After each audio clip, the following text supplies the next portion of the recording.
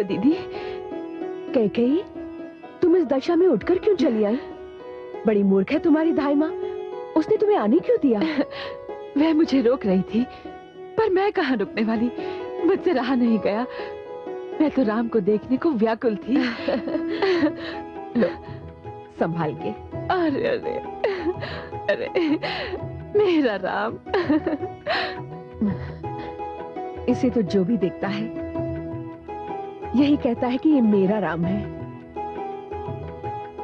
अब तो मुझे भी विश्वास हो गया है कि ये मेरा ही नहीं, सबका राम है। होगा सबका, पर मेरा इस पर विशेष अधिकार है। मैं माँ हूँ इसकी। ये सत्य कहा तुमने छोटी रानी। तुम्हारा अधिकार सबसे अधिक है। तो बस ठीक है, अब राम मेरे हुए।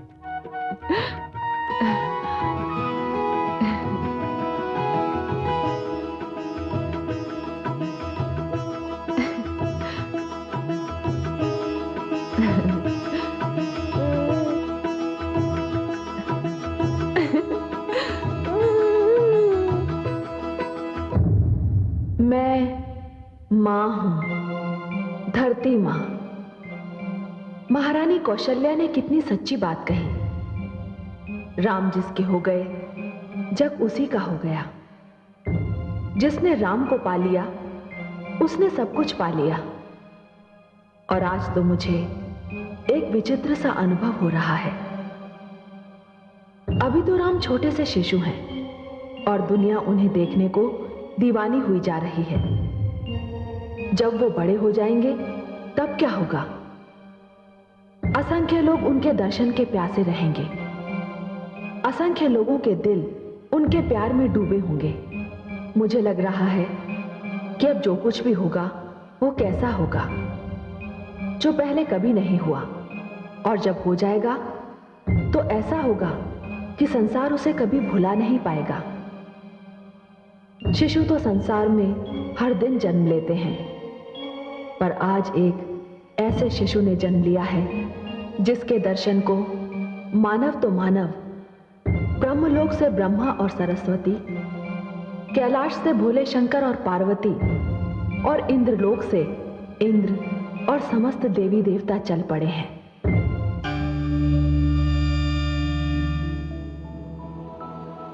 यह तो विचित्र हुआ। लगता है श्री राम के दर्शन का ध्यान हम सबके मन में एक साथ आया। शुभ विचारों के साथ ऐसा ही होता है। तो फिर महाराज दशरथ के भवन की ओर प्रस्थान करें, परंतु इस रूप में नहीं, इस रूप में नहीं।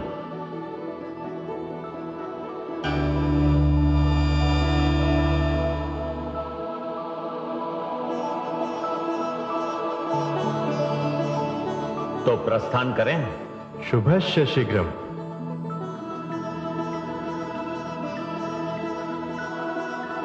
महामंत्री सुमंत। आज्ञा महाराज। राजकोष का मुख खोल दिया जाए। राज्य में कोई निर्धन न रहे, कोई भूखा नंगा न दिखाई दे। राजकोष के रिक्त हो जाने की चिंता न की जाए। ऐसा ही होगा महाराज।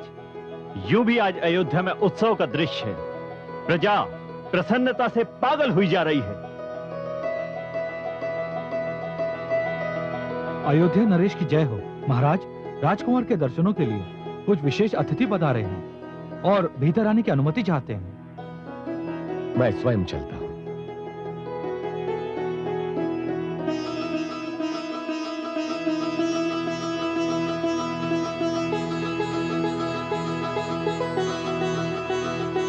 प्रणाम हे ऋषिजनों। कल्याणमस्तु।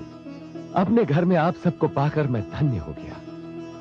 कहां से पधारे हैं आप लोग? हम नगर नगर घूमकर संसार की लीला देखने वाले ऋषि हैं। हम पता ठिकाना क्या बताएं। यहां से जा रहे थे, आपकी नगरी में घूम रहे थे तो पता चला कि आपके घर में सुकुमार ने जन्म लिया है। बस उसके दर्शनों के लिए चले आए। आप सबके दर्शन पाकर मैं धन्य हो गया। आप सब ऋषियों से अधिक देवी देवता प्रतीत हो रहे हैं। आपका आशीर्वाद मेरे पुत्र को मिल जाएगा तो वो भी धन्य हो जाएगा। पहले तो हमें उसके दर्शन पाकर धन्य हो जाने दीजिए। आइए भीतर चलें। चलिए महाराज। ये कैसे संभव है? आगे आप चलिए, आपके पीछे चलने में मैं गर्व का अनुभव करूंगा। आइए।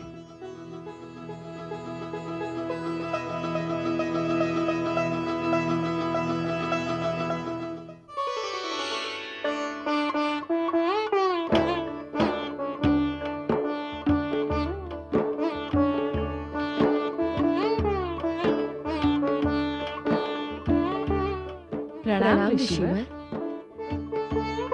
नहीं नहीं देवी, उठने का प्रयास न कीजिए।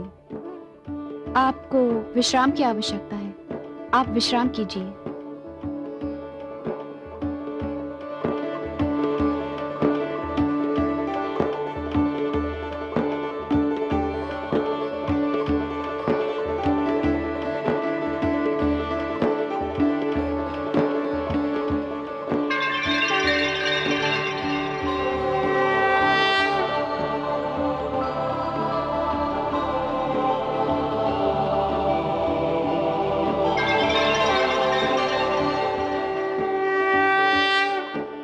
कहिए प्रभु, आनंद से तो हैं?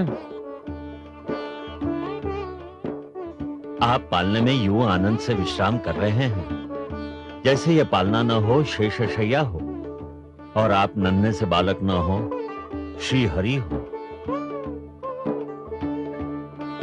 सारी अयोध्या में धूम मची है कि महाराज दशरथ के घर श्री राम ने जन्म लिया है।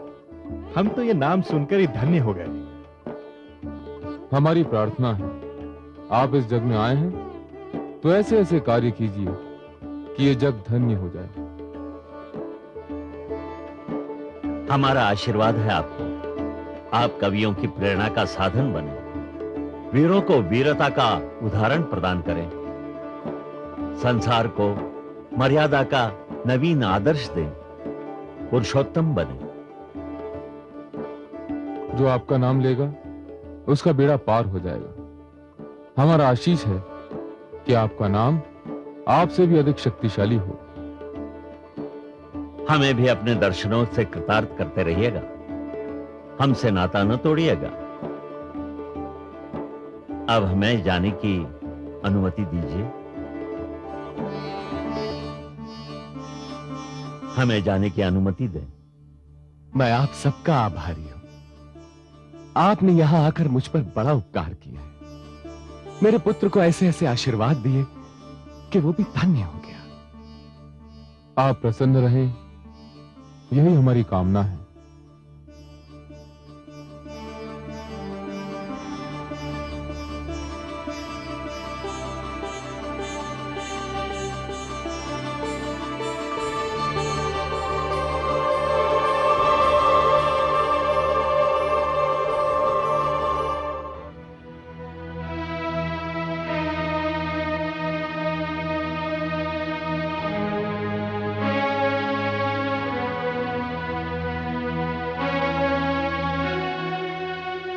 पुत्र अक्ष,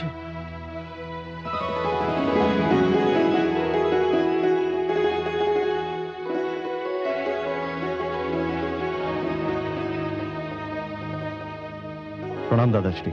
आयुष्मान भव।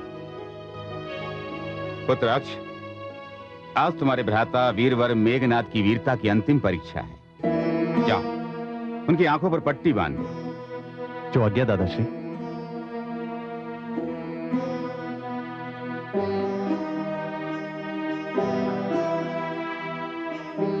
भ्राता मेघनाथ,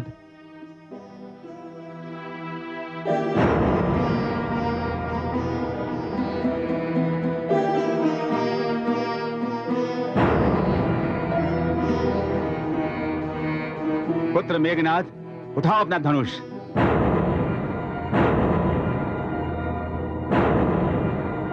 आप धनुष पर बाण चढ़ाओ।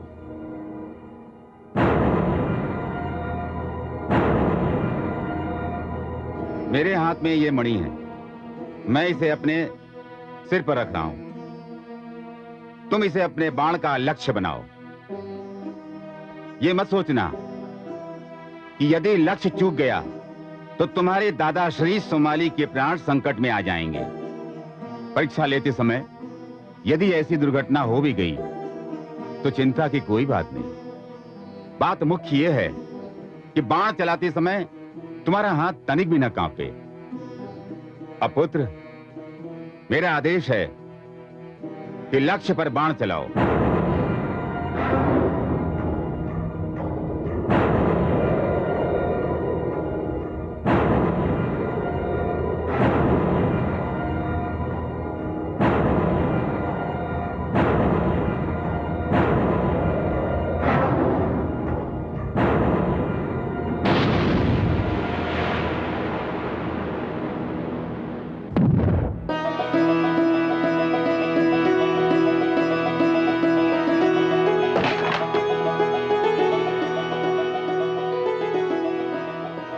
वाह मेघनाद वाह, वीर रावण के वीर पुत्र, तुम अपनी परीक्षा में सफल हुए।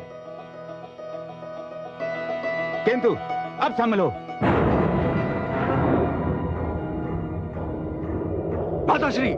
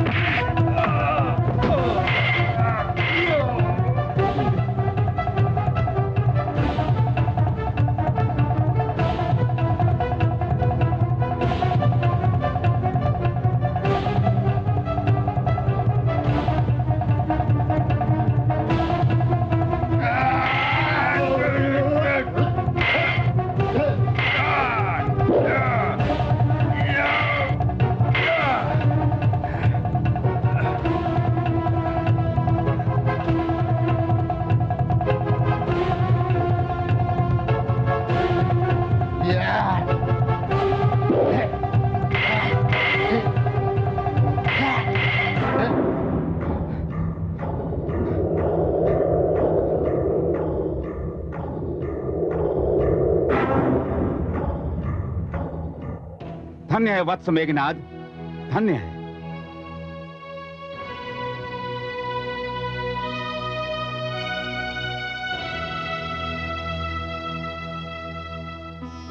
आयुष्मान भव। मैं तुम दोनों से अत्यंत प्रसन्न हूं। तुम दोनों ने बड़ी लगन से युद्ध विद्या सीखी। मेरा मन प्रसन्न हो गया। तुम्हारे पिता लंकापति रावण ने तुम्हें जिस उद्देश्य से मुझे सौंपा था, वो उद्देश्य आज पूरा हो गया। हमारा तो मन करता है कि हम उड़कर उनके पास पहुंच जाएं। परंतु दादाश्री, वो हमें पहचान तो लेंगे ना? पुत्र, तुम बहुत छोटे थे, बहुत ही छोटे थे, जब तुम्हारे पिता ने तुम दोनों को मेरे हाथों में सौंपा था। हो सकता है कि वे तुम्हें अचानक देखने पर भी पहचान न पाए, पर जब पहचान लेंगे और जान लेंगे कि तुम क्या बन गए हो, तो उनके हर्ष का कोई ठिकाना नहीं रहेगा। देवताओं के विरुद्ध अभियान में तुम दोनों उनके बहुत बड़े सहायक बनोगे। मैंने भी तुम्हें इसी लक्ष्य से युद्ध की शिक्षा दी है।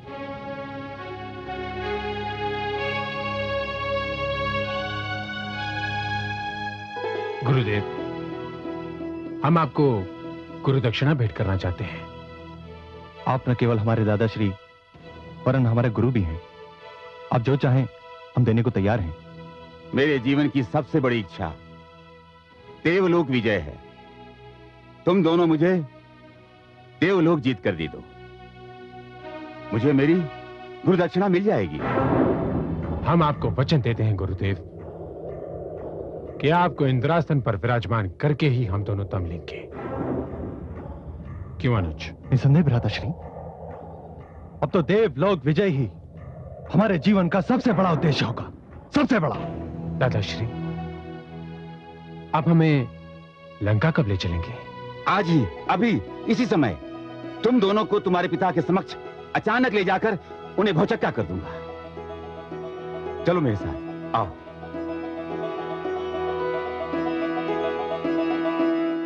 हम तीनों को ब्रह्मा से वरदान मिल चुका है। अब मुझसे और अधिक धैर्य नहीं रखा जाता। हमें शीघ्र अतिशीघ्र देवलोक पर आक्रमण कर देना चाहिए। देवलोक जीत लेना चाहिए हमें। भ्राताश्री, यदि आप बुरा न माने तो एक बात कहूं। अवश्य कहो, किंतु ध्यान रहे विभीषण, ऐसी कोई बात न कहना जिससे देवताओं के पक्षपात की दुर्गंध आती हो। नहीं भ्राताश्री, पक्षपात की बात नहीं है, किंतु यदि देवलोक पर आक्रमण और विजय से पहले हम उन क्षेत्रों की संपन्नता का उपाय करें, उन क्षेत्रों को सुचारू रूप से चलाने का ढंग सोचें जो पहले से ही हमारे पास है, तो क्या यह उचित नहीं होगा? नहीं नहीं नहीं नहीं, यह अनुचित होगा। हमारी सबसे पहली चिंता होनी चाहिए कि हम विश्व विजेता कैसे बने, कैसे संसार के सिर को अपने चरणों में झुका दें। स्मरण रहे कि संसार उसे ही पूजता है जिसके पास शक्ति होती है।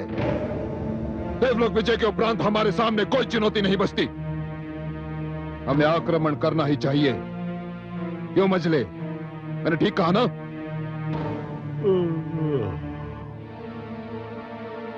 भ्राताश्री, मैं आपसे पूरी तरह सहमत हूं, पर मेरी समस्या यह है कि मैं 6 मास तक सोता रहता हूं और फिर जिस एक दिन जागता हूं उस दिन भोजन के उपरांत तीसरे पहर से ही मुझे नींद आने लगती है। तो फिर मैं आपकी सहायता कैसे कर पाऊंगा? तुम चिंता ना करो मजले, चिंता ना करो। मैं युद्ध उस दिन आरंभ करूंगा जिस दिन तुम्हारे जागने का दिन होगा, और तीसरे पहर से पहले मैं युद्ध समाप्त कर दूंगा। किंतु अब मैं देवलोक विजय किए बिना नहीं मानूंगा, नहीं मानूंगा मजले। मानना भी नहीं चाहिए। नाना श्री आइए आइए। प्रणाम नाना श्री। आयुष्मान भव। आइए नाना श्री आइए। प्रणाम नाना श्री। आयुष्मान भव। प्रणाम नाना श्री। आयुष्मान भव। नाना श्री, आपके आने से मेरी शक्ति और भी बढ़ गई है। मेरे आने से तुम्हारी शक्ति नहीं बढ़ी, तुम्हारी शक्ति बढ़ी उन वीर योद्धाओं के आने से जो स्वयं में एक सेना है। मैं तुम्हें 2 ऐसे योद्धा दे रहा हूं जो अपने आप में उदाहरण हैं। तीनों लोक में उनका कोई जोड़ीदार नहीं। वे तुम्हारी युद्ध क्षमता की कमी को पूरा करेंगे। नाना श्री, ऐसे वीर योद्धा कौन हैं? भीतर आओ मेरे शूरवीरों।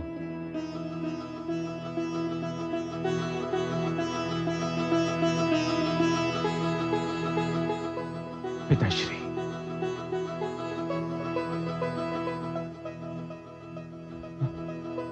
एकनाथ,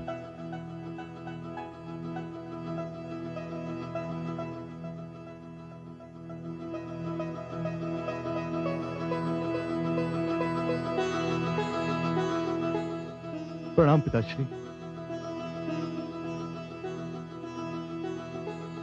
अक्ष कुमार मेरे पिताश्री। प्रणाम काकाश्री। आयुष्मान भव। प्रणाम काकाश्री। आयुष्मान भव। ये रही तुम्हारी धरोहर जिन्हें तुमने शैशवावस्था में मेरे हाथों में सौंपा था। मैंने रात दिन एक करके इन्हें ऐसे योद्धाओं में परिवर्तित कर दिया कि ये युद्ध नीति के अतिरिक्त कुछ और जानते ही नहीं। इन्हें पराजित करना तो दूर की बात है, कोई इनका सामना तक नहीं कर सकता।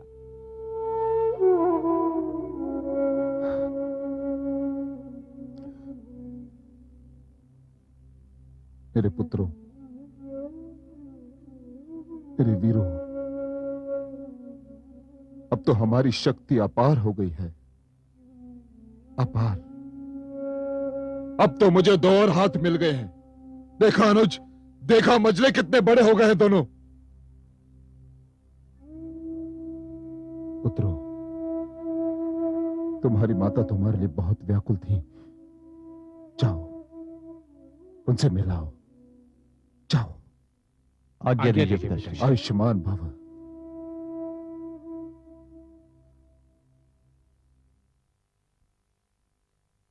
नानाश्री, अपमान का प्रतिशोध लेने की घड़ी आ गई है। देवलोक जीतने की घड़ी आ गई है, किंतु स्मरण रहे, विष्णु से प्रतिशोध मैं लूंगा, मैं लंकापति रावण। माताश्री, मेरे पुत्रों,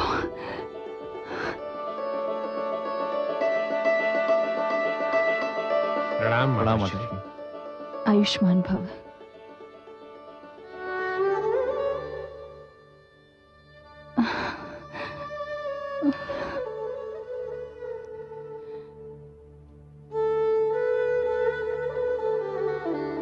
पुत्रों, तुम बहुत ही उचित समय पर आए हो। मैं तुम्हारे लिए बहुत व्याकुल थी। हम भी आपको सदैव स्मरण किया करते थे माते। और मैं तो आपके दर्शन के लिए तड़प रहा था माते। तुम माता के हृदय की तड़प को क्या जानो मेरे पुत्रों। तुम्हें तो मुझसे लंकेश ने उस समय छीनकर अपने नाना श्री असुरराज सुमाली को सौंप दिया था, जब मैं तुम्हें दूध पिला रही थी।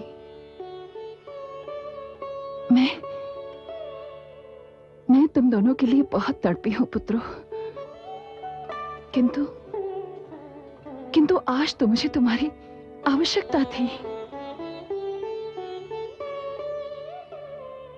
मैं सर्वथा अकेली पड़ गई थी, सर्वथा असहाय।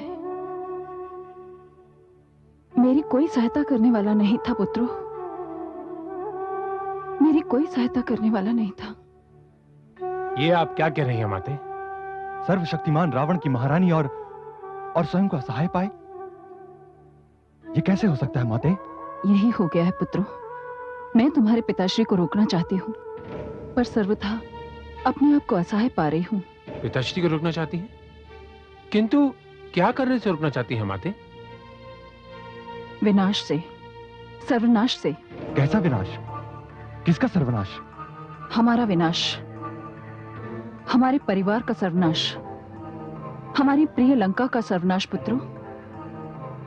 तुम्हारे पिताश्री ने युद्ध की ठान ली है, वो देवलोक पर विजय करना चाहते हैं, किंतु मैं उन्हें युद्ध पथ पर जाने से रोकना चाहती हूँ। मैं रक्त और अग्नि की होली खेलने से रोकना चाहती हूँ, किंतु वो मेरी एक नहीं सुन रहे हैं। अब तुम दोनों आ गए हो तो मुझे आत्मबल मिल गया है।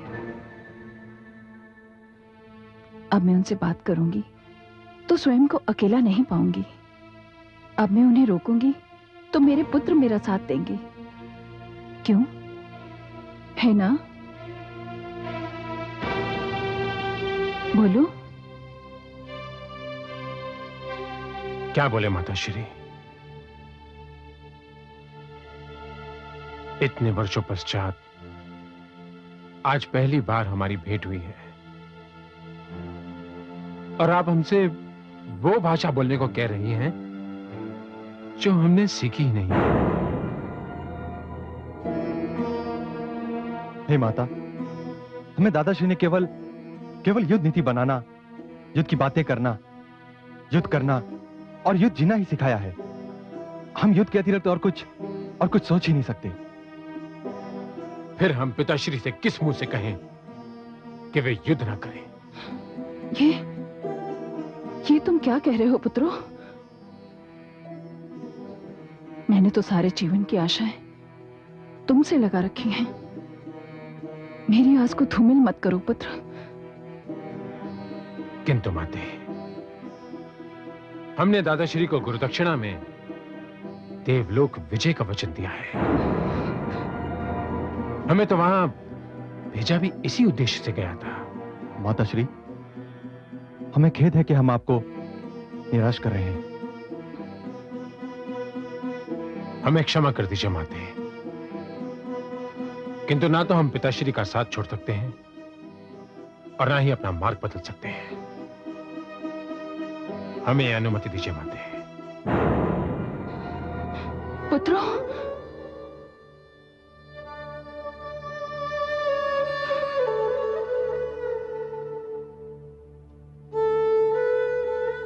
मेरे भाग्य में अकेलापन ही लिखा था। तुम आए तो मैं समझी कि मेरा अकेलापन दूर हो गया, पर यह मेरा भ्रम था। भ्रम।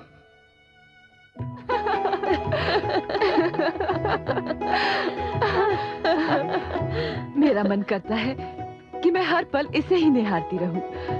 न जाने क्यों इसका मुख देख देख कर भी मेरा मन नहीं भरता। क्यों राम जी, ये आपने मुझ पर क्या मंत्र फूंक दिया है? राम ही तुमसे इतना हिल मिल गया है कि तुम्हारे पाँव की चाप सुनते ही उधर ही देखने लगता है जिधर से तुम आती हो। अच्छा जी, मेरा बस चले तो मैं केके, केके क्या हो रहा है? केके, दासी, दासी, केके, केके, संभालो तनिक। दासी, केके रुको, मैं धाइमा को बुलाती हूँ। आगे महारानी। जा और धाइमा मंत्रा को बुला ला। लगता है केके के प्रसव का समय निकट आ गया है। जो आ गया। केके, केके, केके,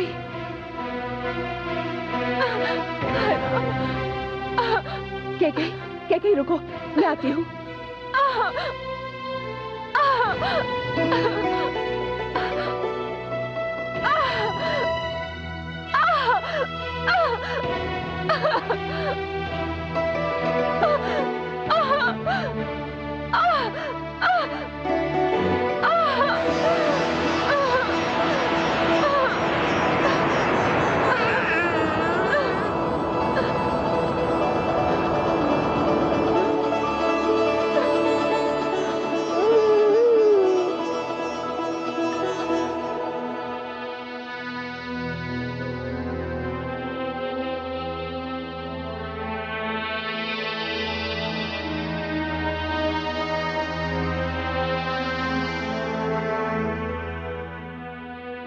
चिंतित न हो महाराज, पुष्य नक्षत्र है और कुछ ही क्षणों में आपको एक और शुभ समाचार मिलने वाला है। आपके यहां एक और पुत्र का जन्म होने वाला है और महाराज वो पुत्र भी अत्यंत ही तेजस्वी और प्रतापी होगा। गुरुदेव,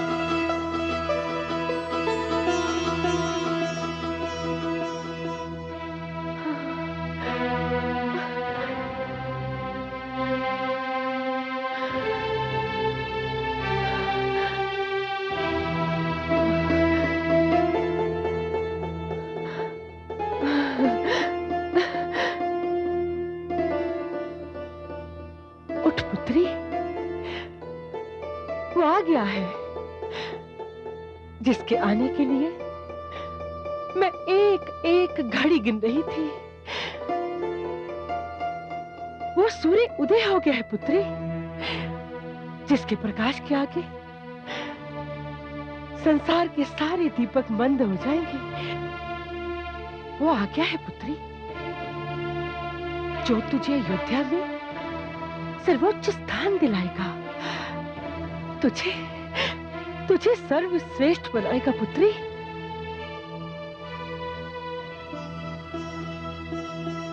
जिसके नाम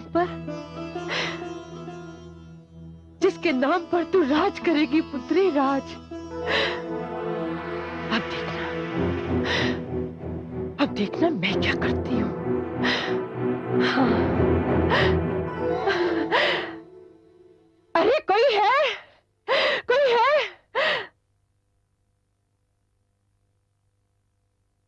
प्रणाम धाई माँ।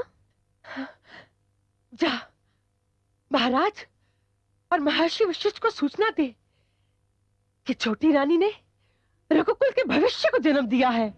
जा जा आज्ञा धाई माँ।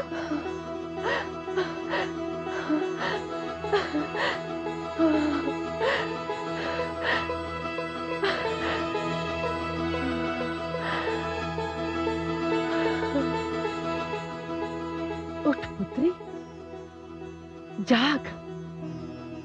पुत्र रूप में अपने सौभाग्य चंद्र के दर्शन तो कर ले। जाग पुत्री। कैकेयी, उठ, देख देख। हाँ।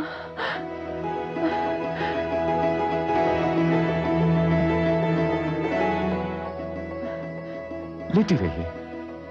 प्रसव वेदना का अनुभव करने के पश्चात नारी कुछ दिनों तक सारे शिष्टाचारों से मुक्त रहती है। प्रणाम गुरुदेव। सौभाग्यवती भाव।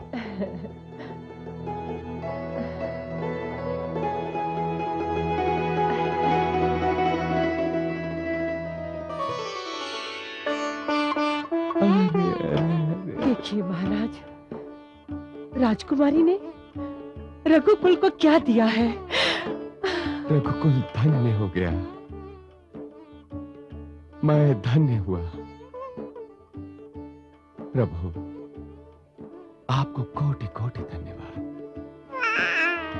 मेरा पुत्र, मेरे लाल। देवी मंथरा, आपकी राजकुमारी ने मात्र रघुकुल को ही नहीं, अपितु अयोध्या को, इस संसार को एक चिंतक, एक विचारक, एक महात्मा और संबंधों का एक महान पारखी दिया है। महाराज, धन्य है महारानी कैकेयी। इन्होंने मानवता को एक महान सेवक दिया है। सम्राट को सेवक आप ही कहेंगे। देख लेना, मेरी राजकुमारी का पुत्र रघुकुल का इतिहास बदलकर रख देगा। मैं इसका पालन पोषण इस ढंग से करूंगी कि यह सबके आकर्षण का केंद्र बन जाएगा। महाराज, महाराज, आज अयोध्या पर ईश्वर की कृपा की वर्षा हो रही है। मंजली रानी सुमित्रा ने भी 2-2 पुत्रों को जन्म दिया है। धन्य हो प्रभु। आप जाइए महाराज, मैं हूं ना यहाँ छोटी की देखभाल के लिए। संभालिए।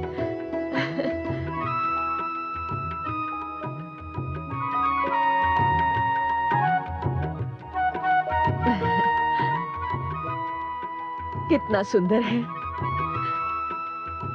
जैसे राम तुम्हारा, वैसे अब ये मेरा हो गया है। मैं राम के साथ साथ इसे भी पालूंगी। मैं पालने दूंगी तब ना। मैं तो इसको तुम्हारी छाया से भी दूर रखूंगी। मैं इसको इसकी मां की भांति कदापि न बनने दूंगी। राजभवन में मेल मिलाप के नाम पर जो आडंबर छाया हुआ है, उसे एक दिन मिट्टी में ना मिला दूं तो मेरा नाम भी मंत्रा नहीं मंत्रा। मैं मां हूं, धरती मां। अयोध्या खुशी से झूम रही है, और क्यों ना झूमे। जिस राजा का आंगन न जाने कब से सूना पड़ा था, आज वहां 4-4 राजकुमारों की चुलबुली हंसी और भोली भाली किलकारियां गूंज रही थीं। दशरथ की झोली में एक साथ इतना सारा धन आया तो वे भी सुध-बुध भूल गए।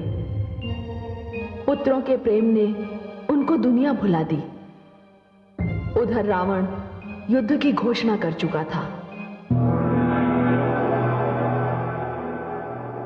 देवराज की जय हो। क्या समाचार है दूत? देवराज, दुष्ट रावण ने देवलोक विजय और आपका आसन छीनने का निश्चय कर लिया है। वो एक भारी सेना लेकर आ रहा है। उसके साथ उसका शक्तिशाली भाई कुंभकर्ण और 2 पुत्र मेघनाद और अक्ष कुमार भी हैं। देवराज, हमें सतर्क हो जाना चाहिए। कुंभकर्ण अत्यंत शक्तिशाली है, वो अकेला ही हमारी सारी सेना पर भारी पड़ सकता है। बस हमें उसी का तोड़ ढूंढना होगा वरुण देव, और उसका बस एक ही तोड़ है। वो क्या देवराज? उस मूर्ख ने ब्रह्मदेव से ऐसा वरदान मांग लिया है कि वो शक्तिशाली होते हुए भी युद्ध की क्षमता नहीं रखता। 6 मास उपरांत एक दिन के लिए ही तो जागता है वो दुष्ट, वो भी बस तीसरे पहर तक। किंतु देवराज, तीसरे पहर तक तो हमारी सारी सेना का सर्वनाश कर चुका होगा। नहीं वरुण देव, वो ऐसा नहीं कर पाएगा, क्योंकि हम उसे ऐसा करने ही नहीं देंगे। हम तभी रण क्षेत्र पहुंचेंगे जब वो सो चुका हो या सोने वाला हो। हम पूरी शक्ति से आक्रमण करेंगे और हमारे आक्रमण का लक्ष्य रावण ही होगा, केवल रावण। सेना को तैयार किया जाए। जो आज्ञा देवराज। गग